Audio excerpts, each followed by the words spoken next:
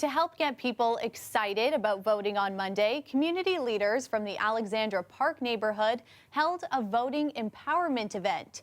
It featured a special guest, Martin Luther King III. He had a special message about the importance of getting young people out to the polls. Kelda Yoon reports. He took a few minutes to take photos and sign a special drawing before taking to the podium in front of a packed room. My father used to say that a voteless people is a powerless people. And one of the most important steps that you can take is that short step to the ballot box. Reminding the audience of his father's words, Martin Luther King III encouraged everyone to cast a ballot on Monday. And really, I'm talking about young people. When young people stay at home, oftentimes the issues of young people were not raised.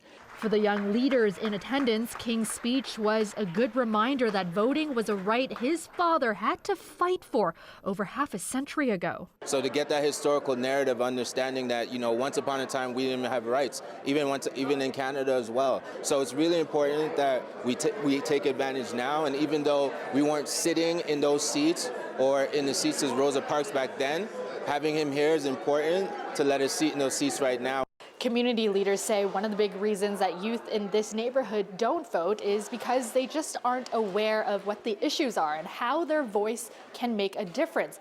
And that's something they're hoping to change. Samuel Iganu, a community youth activist, led a discussion with a group of mainly young people after King's speech. And so what we're going to be doing is breaking down what has happened in the city of Toronto over the past 25 years. Discussing what has changed, the problems that still exist, and what can be done. Civic engagement back into the classroom. We don't have to tell them who to vote for, but we have to cover the basics. We need more young people to be a part of leading government, not to wait on the outside. When more young people are involved in leading, I think we will see more young people engaged in voting. King also encouraging attendees tonight to take to social media to help spread the message to get out and vote. Kelda Yoon, CBC News, Toronto.